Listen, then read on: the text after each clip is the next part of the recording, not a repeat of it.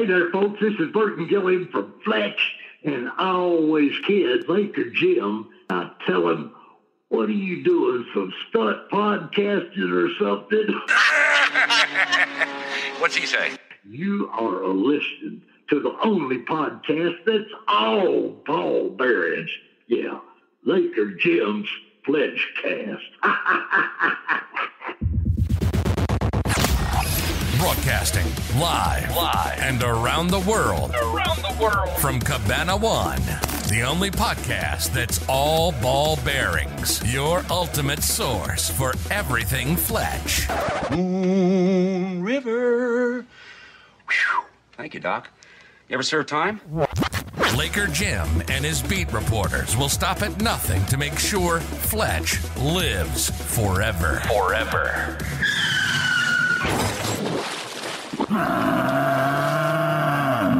They don't shower much. This is FletchCast. Thank you, Sammy, and welcome everybody to FletchCast. I'm your host, Laker Jim. This week, Bob took some time off to remodel his garage, but not to worry. Joining me today are two men who stole a homecoming float on the way over and then crashed into a goalpost. Jake and Greg Mottola. Boys, what do you have to say for yourselves? Just some consequence-free fun for the rich. Greg, welcome back to the show. Thanks for filling in for Bob. These are big shoes to fill. Size 16, in case you were wondering. Thanks, Bob. Pleasure to be here, Jim. Now, actually, we were recording this on the day that Confess Fletch premieres in the UK. So that's exciting. We first spoke to you days before it was going to come out in the US, and now we're on the UK release. So that's exciting. Yeah, I've done a few interviews for the UK release. They actually ran trailers there, so that's nice. Why didn't we think of that? I know. What Genius. It seems like it's getting a similar reaction as it did here, which is that some people really, really like it, and some people are like, well, I can't get past a non-Chevy version, which is fair enough. But I think the majority of the people that saw it really enjoyed it. Absolutely. It's been gratifying. I mean, it's very nice. My wife is in charge of, she's the one who goes through the internet and Twitter and sends me nice things that people say and cuts out the mean things. And, with comedy, there's, it's very subjective. And I think this is a particular style of comedy that's not for everybody. But the people who like it seem to really like it. It seems to feel like what I set out to do, and what John wanted to do, is do an adult comedy like they used to. All kinds of comedies are viable, and there's still tons of funny stuff out there. But there are certain styles of more verbal adult comedy that has been passed over for the kind of noisier, slapsticky, pop culture referencing sex farces that I'm my own enemy. So Right. I was reading Empire magazine. I was reading their review, and it was a good review. And I think they kind of summed up what you said. It says, in the end, Confess Fletch is a mid-budget mystery comedy for adults that will delight newcomers and please McDonald's fanatics. Really, what could you ask for besides a sequel? So it was a great review, actually. Yeah, that's really nice to hear. And I did a nice interview with them, and they were super kind. It makes me super happy that people who love the books have come out for the movie. And I think there are more, it doesn't surprise me there's so many people who love the books, but you don't know if, are those people who are also going to watch this or hear about it. And I hear from more people than I expected who love the books, which is a great thing. Mm-hmm. And I hear from the occasional person who said, like, it's gotten me to start reading the books, and I love them, which I could not be happier about. If it gets anybody to look at the books, that's a win, because they're such a delight. Now, how about feedback from the studio? Were they happy with it? Yes, I think they're happy with the movie. I think that they understandably were not willing to risk a ton of money on it, which there have been some journalists who want me to be mad about that. And I mean, I am possibly slightly depressed about that, but I get it. I mean, look at, people are still staying away. Pandemic just drags on and on. And we know what gets people to go. And it's a handful of genres, superheroes, certain kinds of action films and horror films that are real crowd pleasers and appeal to a younger audience. And those are the people who are going in significant numbers to movies. And I can see, Bros came out not long after us. Yeah. And they did advertise that movie, and it didn't do the business they had hoped. And I can't think of a comedy that has done a lot of business since the pandemic. It's maybe there's a couple of like action comedies, like I don't remember the name of the movie, but the one with Channing Tatum and Sandra Bullock. Oh, like Lost City or something like that. Yeah. Yeah, like that. I think that did make some money, but that's a real full-on studio action comedy. It's not a 20 million talkie comedy with no special effects at all. So I know we've heard rumors. So was the budget 20? Is that what it was? The budget after we got to Massachusetts is a good rebate state. So we probably spent closer to 25 and then got a bunch of it back. But, the sad part about that 20 is something like 2.5 million is eaten up by COVID protocols. Oh, true. Okay. And insurance. And so, we're closer to an $18 million film. But it was surprising how not far 20 million goes in this day and age. I did SuperBad for 20 million and we shot for 40 days and, but inflation, that was a while ago. I certainly learned things that I will apply to the next one if they let me do the next one. I feel like the next one, I want it to be a bigger production. I don't want to lose what people liked about this one, but I want to build on this one. So, we'll see. We'll see if they give me a little more time and money. Who knows? Let us say thank you too, because I know you gave back a portion of your salary. John did too. And that means so much to Fletch fans everywhere that absolutely believed in it enough to put your money where your mouth is. Well, the question I got a lot in interviews is, how did you break the Fletch curse? And the answer is, it was by being willing to take the risk of doing it for less money. Both taking less money, but shooting it in fewer days than I thought we needed. But that's why we gave money back. It literally was just to buy us more shooting days. And I'm glad we did, because there were things, if I had more time, there were certain scenes I would have probably done somewhat differently. But I don't feel like I sacrificed anything that was really essential to me, for better or worse. And, part of that was trying to capture a version of the tone of the book. The books obviously aren't as joke heavy as the movie is. That's part of the compressing something down to 90 minutes and making it play for an audience. But I really hope to get to the spirit of the book in a way that's different than the original. I mean, the original has a ton of the spirit of the book, and but yeah, I'm sure I talked about this last time, but the difference between a character like Fletch and a character like Sam Spade or Philip Marlowe is that other people played those characters a lot. Yeah. And so they don't have one great performance hanging over them to discourage people from doing it again. And I don't know how much that had to do with the other Fletch movies falling apart. If Chevy looming large over it gave financiers pause. Yeah. And I get the comments of X, Y, or Z actor would have been better for the movie than John. And those are mostly from people who want someone to carry on Chevy's performance. Right. They'd rather have Chevy do it in a time machine. And I'd love to see those movies too. I wish for the second movie, they didn't write their own script. I really wish they just kept with the books. I mean, so much of what's great about the first Fletch is the premise of that novel is so clever and interesting, and so much fun. And like all of the books, there's always more than one mystery going on. Mm-hmm. And the first Fletch movie really captured that. Both him investigating, the drug connection on the beach and being asked to murder someone by the person who wants to be murdered. And that's such a great premise. I don't know why they didn't go back to the books. I don't know what the thinking was there. Right. You bring up something that comes up a lot. Originally, Andrew Bergman wrote Fletch 2, Fletch and the Man Who script. What happens to those scripts that people write that don't ever get made?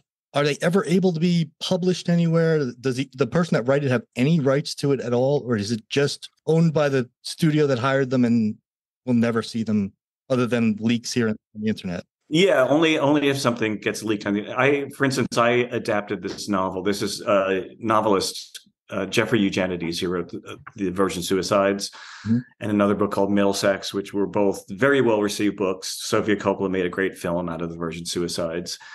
And we adapted one of his books called The Marriage Plot. We were writing it for Columbia Pictures and Scott Rudin, and we wrote maybe 3 different approaches to the book. It wasn't an easy book to adapt. And we tried 3 different strategies on how to adapt it and what to include and what to not include, and how to make it something that would work on a budget. And we just, according to our bosses, did not get there. They just felt this isn't a movie. This isn't going to happen. Many years later, Natalie Portman now has the rights to the book, and she wants to start a brand new script. And she can't really look at our versions of it, even to learn what to do or not to do, because then she's in some kind of legal liability that if she has anything that's close to what we did in our adaptation, the people who own, not us, not the writers, but the people who own what we wrote, being Sony Pictures and Scott Rudin, could sue her. So it's this weird thing that even though the original novelist co-wrote it with me, we can't show it to anybody. We can't do anything with it. We can't go to another company and say, can we make this? In some cases, if the company's feeling generous, they'll say, yeah, you can take this somewhere else and try and make it. But often, they just sit on it and it just dies in a vault somewhere. Yeah. I mean, I'd be so curious to read Andrew Bergman's script. Yeah. Oh, me too. I mean, he says it's great. He tweeted about it recently. And he said, I wrote a terrific script. And you know what? He's one of the best comedy writers who ever lived. So I wouldn't doubt it. God, I would love to see it. Why on earth did they not make that one? I don't know. You left us on a little bit of a cliffhanger last time we spoke. And you said there was something you regret not writing for Monroe. Something, a Flynn sort of reference that if you had thought about it, you meant to write the line. Yes. Oh, God. Now I have to remember what I said. What the hell I was talking about. I've gone through so many times trying to figure out. Yeah, we have. It wasn't a reference to bit by bit because Flynn mentions bit by bit. Was that it by any chance?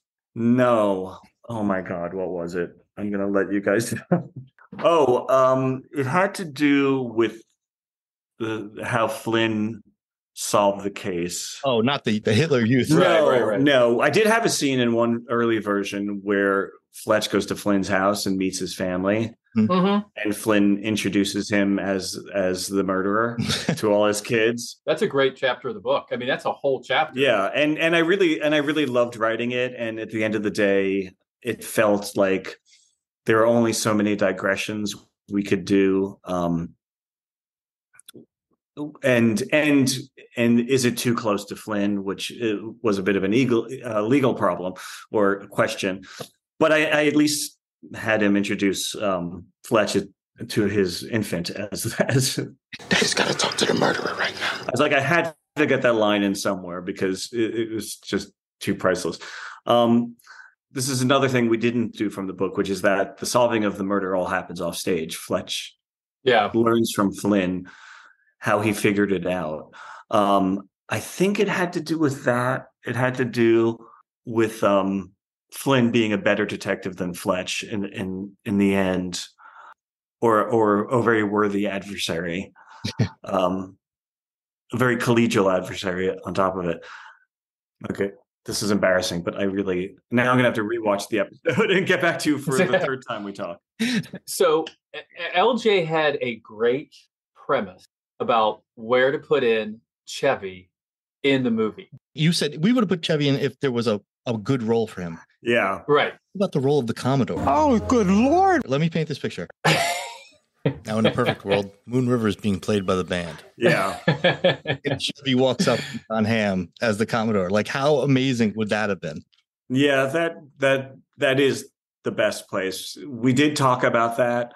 I think the fear from the studio was that it would be more distracting. And it might feel insulting to Chevy to offer him a part that small, a one scene role. And then get shot at the end. But yeah, I know he gets the shot, and I made sure we kept in the part that the Commodore's still alive, because I thought Fletch gave him shit. He doesn't need to die for it. Speaking hypothetically again, if you somehow in a fantasy world could have cast Flynn with your dream actor of choice, when you were reading the book, who did you picture as Flynn? Because it's been a conversation we've had. I cannot picture an actor.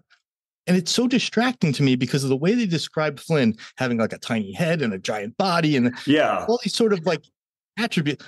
Could Bryan Cranston have played that role? Could Mike Myers as the dad from So I Married an Axe Murderer? Give your mother a kiss or I'll kick your teeth in. I don't know what Flynn looks like. I mean, what were you? Yeah, I think I pictured Brendan Gleeson. Okay, yeah. Yeah, he was in the Harry Potter movies, right? Yeah. That's the closest. But I feel like he's too old for Flynn. I mean, he's a wonderful actor. He's a great actor. But at least, I mean, he's Irish and he's got some of the physical qualities, but the way he's described in the book is unusual and interesting. And it's hard to get past that picture you have of this odd looking guy. Burly. I don't know why. I always saw James Caan in that role. That would be amazing. Rest in peace. Yeah, really. That's pretty cool. There was that Irish actor who was on one of the Star Trek shows who has the curly hair, and I'm forgetting his name. Oh, he was in one. Yeah. He was in Enterprise, maybe? Was he on? Yeah, Colm Meaney or something like that. Yes, I know who you're talking about. Yes. Yeah, he had like he had the curly ginger hair or something but besides the obvious problem of what do you do with the Hitler Youth aspect if you're doing a contemporary version of it? And it would have been super cool to do a period piece. Oh, yeah. I mean, now that at least there's more than one Fletch in the world, I would fully be into other people doing the books, the other books. I mean, John's way too old to play the prequel books, obviously. Yeah. So there's no reason someone couldn't do those and do them as period pieces. And I mean, I suppose you could try to steal the plots and make it older Fletch. But anyway, I say have at it, fledgling filmmakers of the world. We've had a lot of James Bonds. We could have multiple Fletches. Oh, yeah.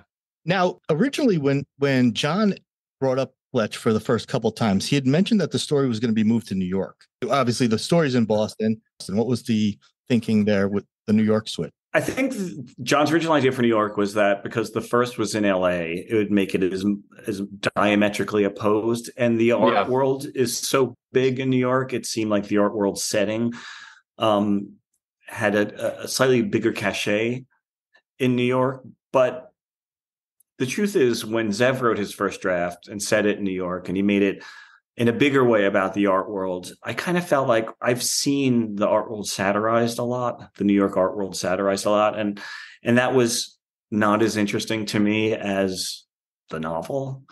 And Zev had jettisoned a lot of stuff from the novel. And, which is a choice, which is not a wrong choice. It's just a choice.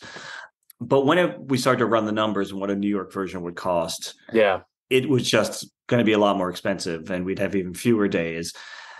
And so the guy who runs Miramax, Bill Block, said, are you completely against setting it where the book is set in Boston? And I said, really, the truth is I know New York better than Boston. That was one of my fears, but let's investigate it. Let's do a serious look. And and that was around the time I was taking over the script. So I started to research Boston and where we would set these scenes, and what was still kind of the same about Boston today. And in the fact that we're in the classical art world, we're not in the modern art world. It's very easy to believe that there's rich people in Boston buying paintings from the Renaissance through Impressionism and onwards. Sure. That it didn't really take anything away from me, and I got more and more excited about Boston because that's where the book is, and I got over my fear of shooting in a city I don't really know. We just had enough time when I got there to hit the ground running and really start scouting and exploring and looking for spaces that made sense for it. And we got lucky insofar as, Boston's one of those cities that everyone leaves in the summer anyway. And the pandemic was keeping people inside. So we were suddenly getting offers from people to let us use their spaces for a doable fee, because I think people were so dying to see humans again. They're like, sure, bring all of your grips into my house and smash things. So it could not have been more perfect. And I was really glad at the end of the day that's where the book was set, and it should be Boston, and that trying to go to New York was trying too hard to give it a profile that is different than the first Fletch. And maybe we were imagining we'd have more time and money when we started the process, but the writing's on the wall about films right now. Right. I mean, everything, so many, Kevin Hart movies go straight to Netflix now. Adam Sandler movies go straight to Netflix now. These are people who made tons of money at the box office, and what were we to expect? It was like, this is how you do it. This is, like I said, break the Fletch curse, is that you do it as smartly as you can and try and get all the money on screen. Greg, have you heard anything about a DVD possibly coming out? I mean, there will be a DVD and a Blu-ray. I don't know if there'll be any special features or not. I'm hoping that maybe John and I can do commentary on it. And I like to make sure that the Blu-ray especially looks as good as it can. And, the world of quality control also isn't what it used to be. So I kind of have to wedge myself into some of those things sometimes because it's content. It's not, right. It's not even entertainment. Right. It's just content. Any idea on a timeline on that? I don't know, but hopefully I'll be back soon and I'll have more information on that. Okay. That's great. All right. We're going to take a quick break, hear a word from a sponsor, and then Greg, we're going to play a little game with you. Sure. A little game we call Fletch Either Or. Okay. After this. Do you want a friend? Ben Franklin. Feeling lonely? Ben Franklin. Need a workout? Ben Franklin. Call us today at 1-900-FRIEND. Your place or mine. The Ben Franklin Service. A service company that has everything you desire. So let me ask you again. Do you want a friend? Ben Franklin. Joan or Margaret? It's time to play Fletch Either Or. Right. Well, which one? That's great. Okay, so Fletch Either Or is pretty self-explanatory. You ready? Sure. Okay, let's get started. Gail Stanwyck or Becky Culpepper? Well, I think Gail. Okay. Gail Stanwyck or Larry? Ooh, that's tough. I think of the actresses, and they're both super cute. I actually knew her in real life, Dana Wheeler Nickerson. So I would pick her because I knew her in person and had such a crush on her and knew she was in the movie. So she's sweet as can be. Yeah, she's... Oof. Okay, lobster thermidor or steak sandwich? Oh, well, yeah, steak sandwich. Steak sandwich. Very good, sir. And the last one, Provo, Utah or Provo, Spain? I'm going to go with Utah. All right. Good job. Okay, good. Pass this test with flying colors. Hey, if you wouldn't mind, we had some fans call in with some Fletch questions for you if you have some time to answer them. Sure. I've got more time. Okay, let's take some calls. Hey, Laker, Jim, Jake, Bob. Paul Simon from Rush Fans here, Southside Chicago. Thanks for keeping the IP alive all these years later. We appreciate how much you put into it all this time. My question for Greg. Greg, you, the cast and crew, made the Fletch movie as far as I'm concerned. I picked up my first Fletch novel in 1988, and it was Confess Fletch. Not popular to say, but it was despite the first film. Not slamming it, just saying it wasn't as much my thing, but the novel took me instantly, so I was more about those. You captured the best of both worlds for the film and novel fans. We appreciate it. You made a great movie. Understanding that there are many unknowns and not yets and things you aren't allowed to say or talk about, Overall, how optimistic are you about Fletcher's fortunes? Do you hope to include Crystal and what she might bring to the series eventually? Again, thanks a lot. Appreciate it, guys. Aloha. Well, Paul, I mean, Crystal is a great character, and so she's absolutely going to be in the movie. A lot of the jokes about Crystal would be tricky to do in our day and age, and I think you guys know what I mean. Yes. Yes. Insofar as in the spirit of the book, I mean, I've had friendships like that with people where you might joke about someone's weight and what I love about their relationship is it's such an easygoing, they clearly amuse each other kind of thing. So what happens between Fletch and Crystal is not that surprising because they have a real affection for each other. And it's kind of great that Fletch is not such a jerk that he'll only go to bed with beautiful babes. Right. That Fletch is a man of many appetites and also loves his friends. I mean, he really loves his friends. He loves offbeat people and has, great affection for that character. As far as what we know about Crystal, how she plays into the overall scheme of the Fletch novels, it's a little hard for me to imagine that far ahead. You're going to get there. But yeah, I mean, to use a really bad pun, the seed will be planted. Which is a really tasteless way for the people who know what happens in Fletch's fortune to put it. So a shower curtain will be involved. Yeah, probably. Yeah. Yeah. All right, let's go to the next call. Hey, guys, want to say thank you to the distinguished guys at the FletchCast. You guys done a great job. Many fans appreciate the content. Also, thank you to Greg for a job well done. I hope there are more movies based on the books. And as far as a question for Greg, when will you know a rough time frame as to when you'll go ahead with another Fletch movie, and 2, how much will it take to get the original theme music into the next movie? The guys mentioned even a GoFundMe. If that happens, I'm in, and I'll get Frida to write the first check. Put down $30 for yourself.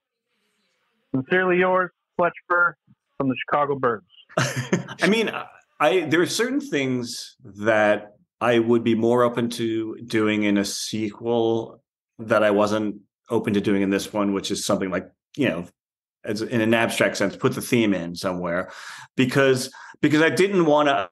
I was very perversely not wanting to ride on nostalgia and on other people's accomplishment, because I think first of all, I think there's a price you pay for that it can backfire, and that it reminds something.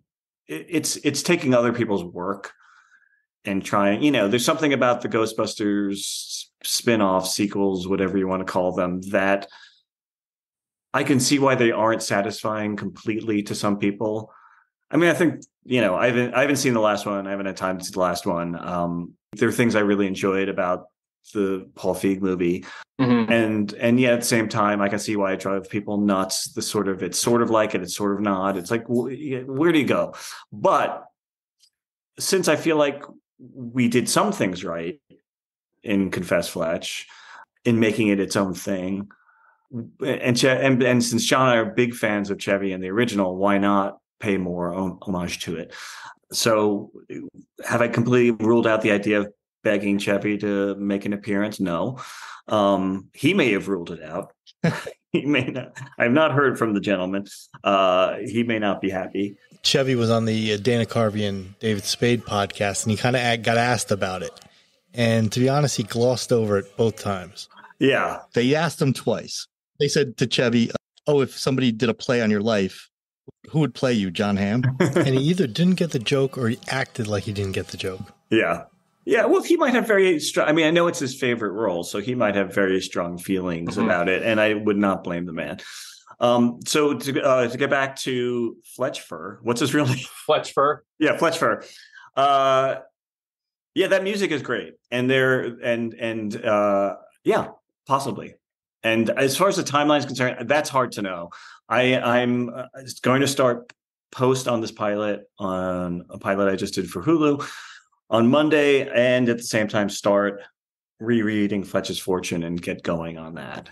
I have been officially paid to start, so that's a good sign. Whoa, that's big news. The check cleared. That's great.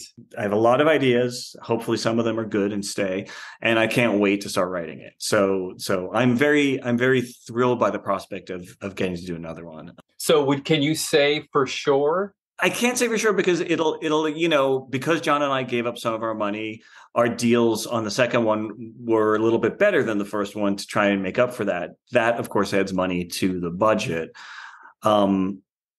Maybe we're in a situation to have a few higher profile names in the movie, friends of ours that we would go to and that would help justify the budget.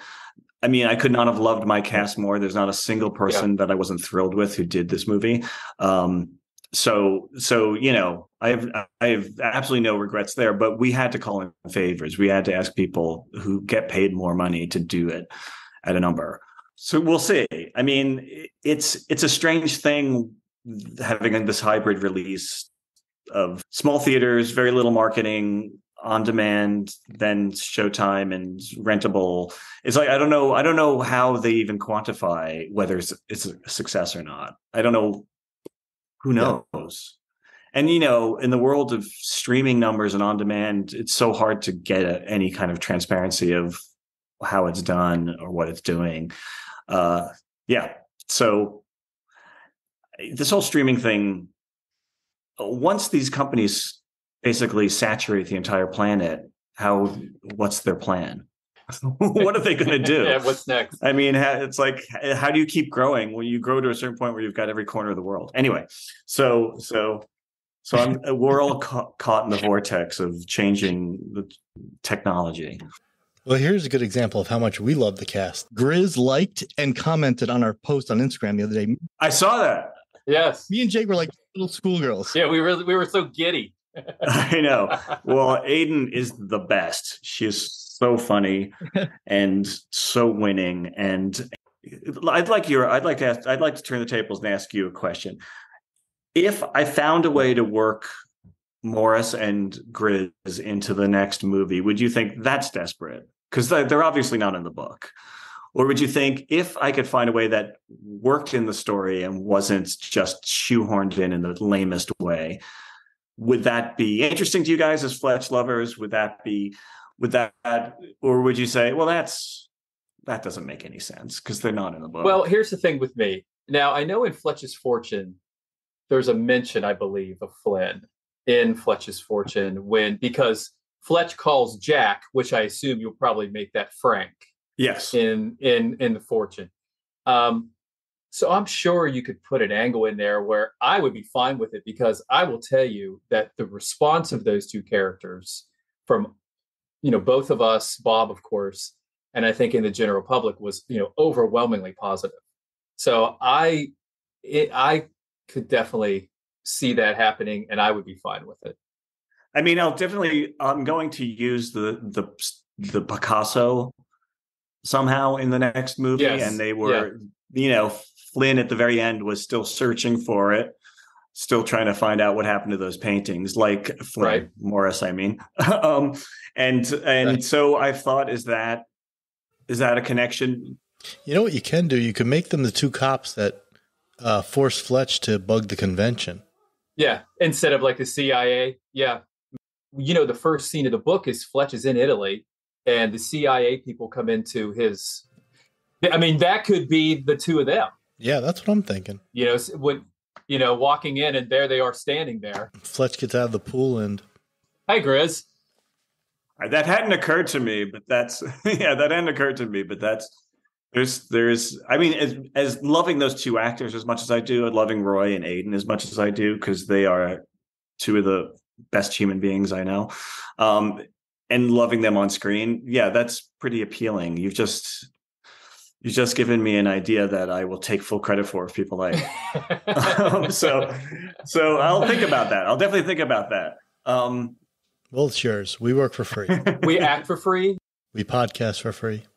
So yes, if you need like podcasters in the background because of the convention going on or something like that, for sure. Great. Well, that's one thing. That's one thing I've been thinking a lot about is where to set it, because obviously the book is set in the South. Yeah, Virginia. Not dissimilar to the setting of Fletch Lives. And I don't know that I want it to feel like Fletch Lives, because it's just, I want to distinguish it. So, and it's also going to be smart to set it in a good rebate state, because that's just the lay of the land. So I've thought about places like New Mexico or Colorado, someplace that's couldn't be more different than Boston. Yeah, I remember John saying something about that he was already kind of mentioning a sequel during the interviews. And I remember he said something about a second one possibly being set in the Southwest or something like that. And I think that would be cool. So someplace that has physical beauty, that would feel very different than Boston, but also would keep them sort of, there's a hothouse quality. I mean, Fletch's Fortune reads a bit like an Agatha Christie, takes place in an estate kind of mystery. You've got people trapped at a place. They're all together. I think pushing that even further away from civilization might be helpful. And getting a big fat rebate so we can have more days to shoot would be helpful. I shot a movie in New Mexico, this movie Paul with Simon Pegg and Nick Frost. Yeah. We love that movie. Working there. That was just such a thanks. It was so much fun to work. That was supposed to be a road trip, and we got all these looks out of going around various places. We were based in Santa Fe, but we went to all various Taos and this town called Las Vegas, New Mexico, where Easy Rider was shot and Red Dawn was shot. It was like an old railroad stop on the way out west. So it looks nothing like the adobe houses of New Mexico. It's a great and beautiful place. So we'll see. This is stuff I'm just beginning to research. To try and make sense of. I thought about going back to Southern California, but the truth is that's an expensive place to shoot. Mm-hmm. Maybe if they let me keep doing them, and there's a reason why the book doesn't necessarily have to be where it was written. I mean, in Fletch's Fortune, I'm about to, it's actually been, I haven't picked it up again. I've been waiting until my head was more clear. Is it an old plantation turned resort? I think that's what it is. That's kind of my recollection of it. Yeah. I was thinking, because I'm from West Virginia, and there's a resort in Southeast West Virginia called the Greenbrier Resort. And for some reason, it's like Old South, with like it's, big white columns, and, it's sleepy town down south, that kind of thing. Yeah. I always, when I read it, pictured it there in that. I'll research that. Yeah. Yeah. It's in Southeast West Virginia. Yeah. Yeah. I haven't begun that research of what it should be. I'm sure you could shoot it cheap there. I'm sure you could shoot it real cheap there. If you were I know that a lot of people like West Virginia, you'd probably get crew out of Pittsburgh a lot. Or close, or like maybe Roanoke, or maybe even DC. Yeah. Because it's just right over the mountains there. It's not far. Yeah. All right. We got a couple more calls. Hi, Zach here from St. George, Utah. Greg, I'd like to know, I've heard that you're working on Fletch's Fortune. Who do you picture in the role of Freddie Arbuthnot? Oh, God. Thanks. Love her.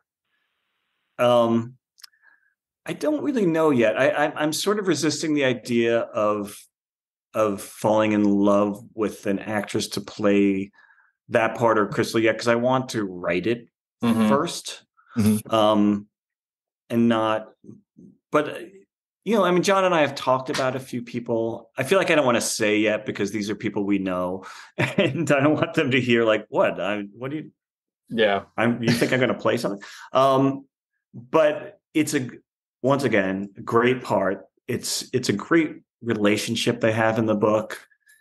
It's great that she shows up again in other books. Aubrey Plaza would be a good Freddie. She actually did a table read for us of Confess Fletch. Yeah. Aubrey read a bunch of like, we just want to hear the script read, and she's a friend of John's, and I met her a couple of times, and we had her and Patton Oswalt and a few other friends read the script for us so we could just hear it out loud. And boy, she was reading like Angela, and with a great Italian accent, and I was thinking, if we go that route of putting an American, then she's fantastic and hilarious. Okay, I know we're running a little low on time. Let's do one more call. Hey, what's up, guys? I'm Travis, actually right around where Virginia Tech is located, if you know where that is. I have a question for Greg when he comes on. I would just love to hear his thoughts on the possibility of taking Fletch, which, by the way, fantastic job from him with the movie. I loved it. My wife, who's slightly less of a Fletch fan than me, she thoroughly enjoyed it too, and I think that's that's the barometer of if a movie's going to get watched in our house repeatedly, obviously. Anyway, the question I'm curious about is, what are his thoughts on adapting Fletch to a possible series? It seems to be the way a lot of television, a lot of shows, a lot of characters are going, adapting it to some sort of series on a streaming service, and maybe even using an original plot opposed to a novel. I just love to kind of pick his brain about where can this great, beloved character go in the future, and how can it become more accessible for more people. So anyway, thanks for all you all's hard work, and I look forward to listening to you. I certainly have seen comments to that effect. People say this should be a series. This would be a great series.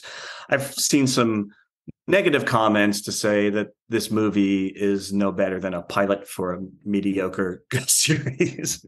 I saw that. And it's like, okay, yeah, you can't win them all. But I mean, I've thought about it. I thought, do you do something like where you adapt a book in 3 long episodes, 3 1-hour episodes, or do you create new storylines and figure out how to do 10 episodes to tell those storylines?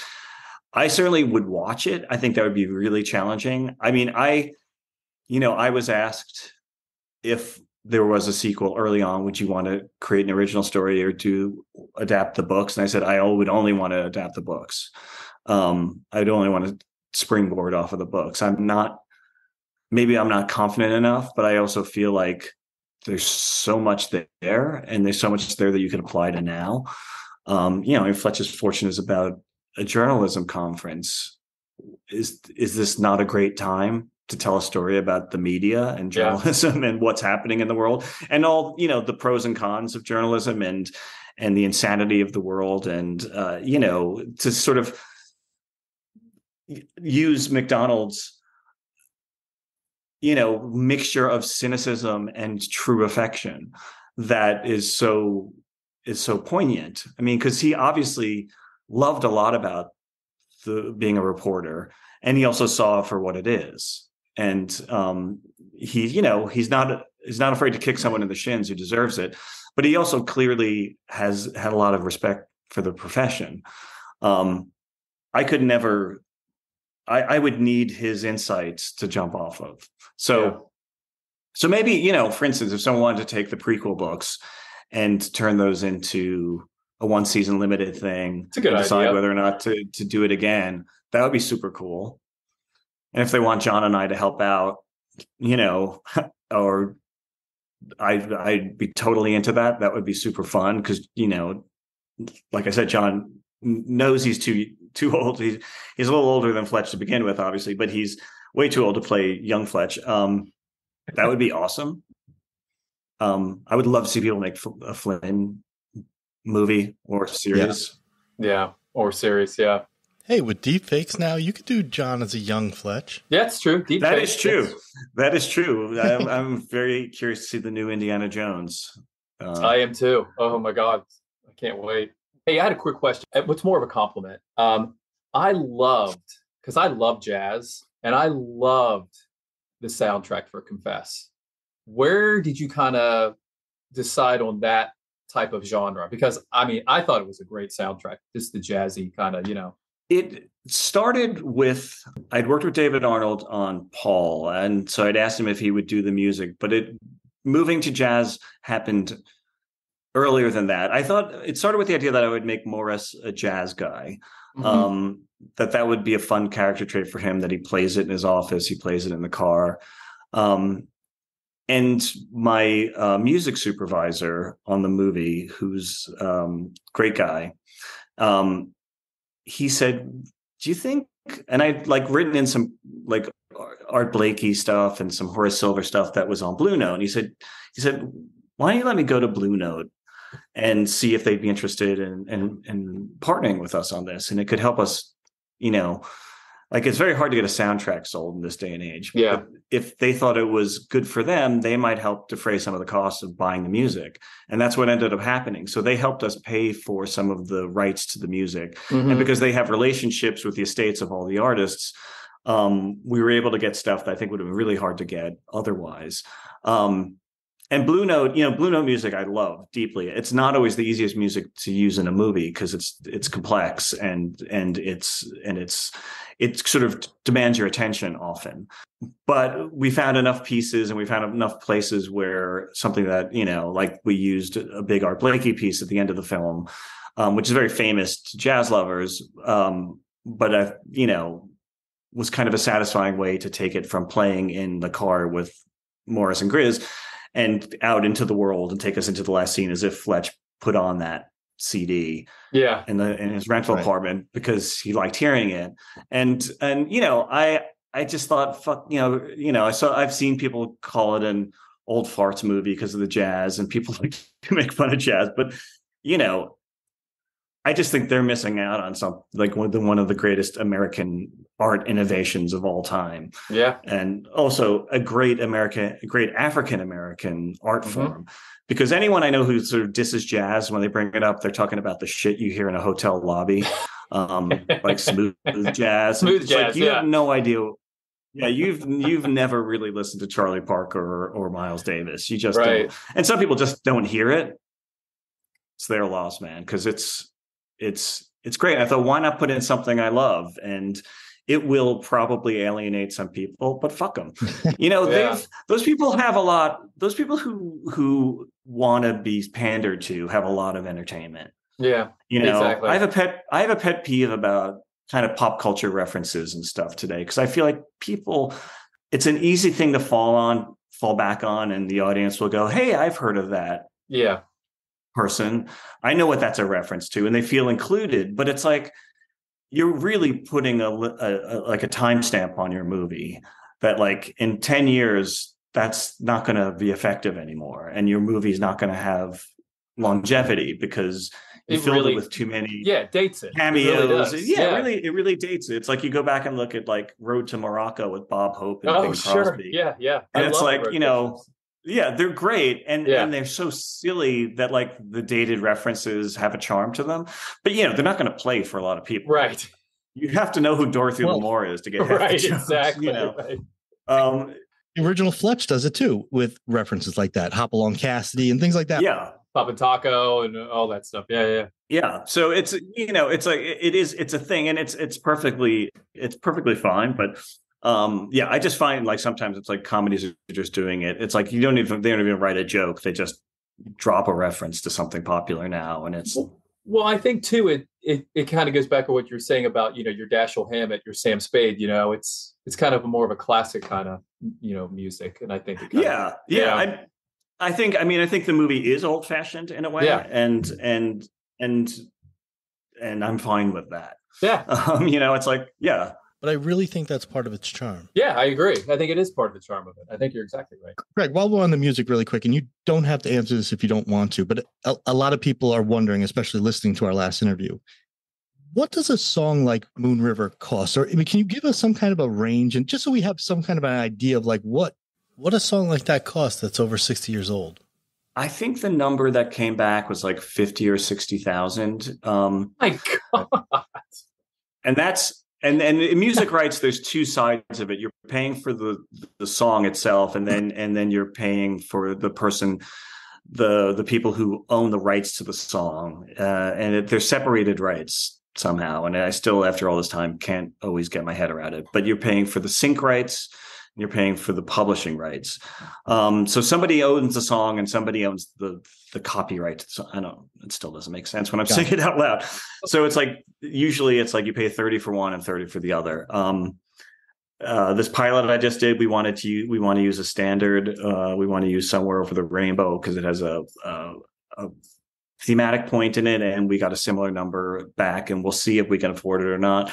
When I did the movie Adventureland, we were getting songs for $15,000 because we were a low budget film, and because soundtracks had kind of fallen apart, we were able to make deals that were just way, way better than you can make now. That was just a moment in time, and I had a very aggressive, good music supervisor who would just basically, with some songs that were used in very feature ways, we had to pay more for, but for a lot of the songs that play, and there's a ton of music in that, we were getting what's called favored nations. It's like everyone else is getting $15,000 for this song. So if you let us, if you want to do it, that's what we're paying. We're not going to pay more if it's not a super featured song. Like we used some Velvet Underground songs that are very featured, and we had to pay more for those. But I don't think I could make deals like that now, especially because no one's making any money in streaming. So if John were to whistle the Fletch theme, is that different than it? That would be the same as playing it. The same, maybe even more. Really? Yeah. I mean, it kind of depends, because sometimes if you use the original recording that used, that they did at the time that Harold Faltermeyer, I'm sure, oversaw with musicians, the ownership of that might, the people who own that might say, we want a lot of money for that because this is a classic bit of film score. You never know. You kind of never know who if you're going to come up against a big company like Universal or Sony, who owns gigantic catalogs of music. Or like we were thinking of using a Modern Lovers song, a Jonathan Richman song in it, because he's very Boston. And he has a song called Picasso. We were thinking of maybe using that somewhere in the movie. The people who happen to own all of his early masters for that are just really, it seems, I would say, unreasonable in their expectations of what you're going to pay for it. And it was just way out of, it was like our entire music budget. It was like, well, that's not going to happen. So, yeah, it's a weird world. In the case of Moon River, because it was $50,000 just for one of the rights, because we were doing our own version of it. So if we had wanted a famous recording of it, it would have been that much more. The Audrey Hepburn, yeah. Yeah. So can we officially say that the sequel is, quote, in development? Can we say that? Sure. Okay. I don't think anyone would yell at me for saying that. But I mean, the production itself, there is a difference, I assume, from in development and officially green lighted for production. Oh yeah. Yeah. They're paying me to write it. They have to, then I'll get notes and rewrite it, and that process can last what seems like an eternity. It depends on how much they want to write it. I mean, how much they want to make it. And then at some point, either they'll green light it contingent to cast. They'll say, we'll make it, but X number of roles need to be filled with people on these lists of known actors. And if you can't entice those actors into doing it, either, like there was an early situation on Confess Fletch where there were some names that we talked about that were fairly big, that if we maybe could have gotten them to say yes to play someone like Morris, maybe they would have put more money into it. And that list was pretty short, and we got no's pretty quick. And the no's we got were along the lines of like, I don't think these actors ever read the script. It was like, we were never going to come to the number that their agents were going to be happy with. And it wasn't the product didn't have the kind of profile. I'm always in that situation where unrealistic expectations are had by the financiers, that like you're somehow going to get Keanu Reeves or Matt Damon to say yes to something, and yet they're going to take 1/10 of what they make and work really hard. It's like, yeah, that happens for some people. There are some directors who have like real close relationships with movie stars, and they can get those movie stars to work for less. But it's, and we got great actors to work for less. But the list of who's a star changes and is very short. So So we'll see what that particular game becomes. But what's interesting about getting a green light is it always happens in drips and drabs, and there's never that moment where you get to like sort of open the bottle of champagne. It's always like, yeah, you're kind of making the film, but we might pull the plug if something goes wrong. It's you never know. I assume though, day one you're shooting, you're like, okay, there's a pretty good chance I'm going to finish it. I think this is think this is happening. Yeah. Yeah. Yeah. If there's no sexual harassment claims made on the course of making this film, if everyone behaves. Hey, are you shooting the pilot for Hulu? Is it the Adventureland pilot? Is that what you're shooting, or is it something different? No, it's a show starring and created by Ronnie Chang. I know I read that there was going to be a series based on Adventureland, but I didn't know if you had anything to. I assume you had. Yeah, I'm co-writing with Andy Ciara, who wrote the movie Palm Springs. It was super talented. I love that movie, by the way. That was a really funny fantastic movie. Yeah, I love. And that he movie. Also showrun a great series called The Resort that was on this year, which was really terrific. And he's super talented. And luckily for me, he's an Adventureland fan, so he's co-writing it with me. And we actually owe another. We got notes on the last draft, and we owe. It's just always happening in between all our other demanding projects, but maybe something will happen. Yeah. It sucks that you have to bounce around from writing project to writing project, and you can't just stay in the Fletch world. And just write Fletch, right? I mean, part of that is my decision to live in New York City, and it's so fucking expensive that I have to always be working. I have to just, having 3 kids in New York City is a lot of money. So it's if I was smart, I would have moved to Austin or somewhere. Yeah. Hey, we've got room. Everybody's coming here. Where are you from, Long Island? I'm from Long Island. Yeah, I'm from Long Island. It's hard for me to imagine anywhere else to live because New York is home. Well, I tell you what, you have been so nice to us, so we can't thank you enough, because I tell you what, I mean, you've just been, and it's been huge for us too. I mean, it has just been because of you. I mean, we've just exploded. Wouldn't you agree, LJ? Absolutely. Since day one, you've been a supporter of ours, and you kind of legitimized our podcast. Well, I respect what you're doing. So it's, I got into this business hoping I could make stuff that would reach people the way the things I love reached me. Mm-hmm. I have friends who are a lot richer than me and have, bigger names in this business.